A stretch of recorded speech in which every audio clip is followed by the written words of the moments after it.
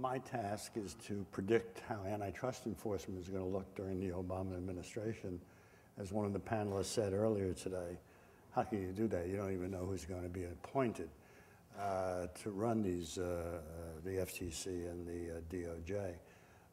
My task is a lot easier, however, because the president-elect has talked about antitrust during the campaign a good deal more than any other candidate for president or president in my recollection. I mean, President Clinton taught antitrust at Arkansas Law School, but he didn't talk very much about it before he came into office.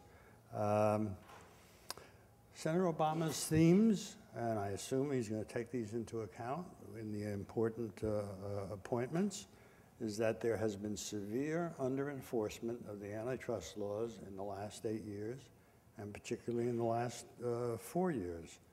And he attributes it, interestingly, to the fact that the people who were appointed did not believe in the mandate of their agency. They had very mixed feelings about whether antitrust did more good than harm. I would qualify that. I would just add to that most of the under-enforcement that people have come to complain about is the Department of Justice, not the Federal Trade Commission. Federal Trade Commission is no ball of fire, but it's doing its job. The Department of Justice has set records for inactivity that go back at least to the Reagan years and probably before that. Also, even at the Department of Justice, I would accept cartel behavior. It's remarkable how vigorous, energetic, creative they've been in challenging cartel behavior, national and international. Remedies were up sharply in, I think it was 1994 by Congress. Fines were raised from a couple of million to 100 million on corporations, and jail time was increased. It's been cartel behavior has been a felony for quite a while, but the penalties have gone from 1 year to 10 years for people convicted of cartel behavior. I'm not aware of anyone who's actually served 10 years of hard time, but I think there are people, both foreign executives and U.S. executives, who are doing something up to 5 years.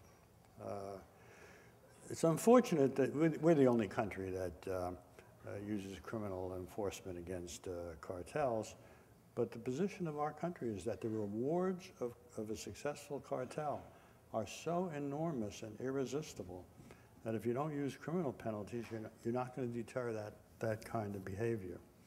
Let me return to Senator Obama.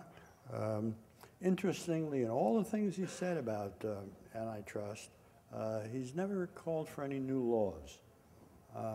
The essence of what he is saying is to enforce the laws as they are written.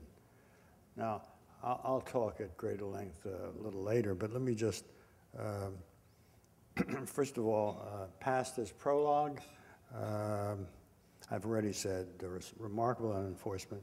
Not a single dominant firm case by the Department of Justice in 8 years or the Federal Trade Commission.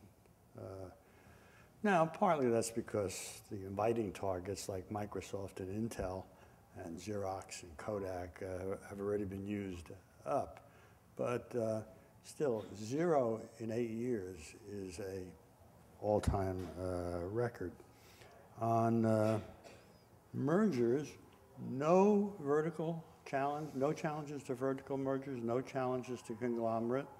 And while it's controversial, the statistics seem to indicate that challenges to horizontal mergers are as low as any time since the last 2 years of Reagan, when most people really thought that antitrust went to sleep.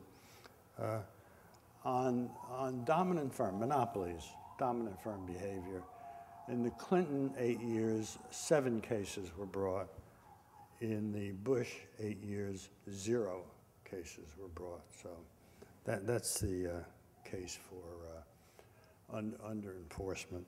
The Times yesterday, some of you may have seen it, had a front page article predicting that because the economy is in such difficult straits, deals may go through that otherwise would not.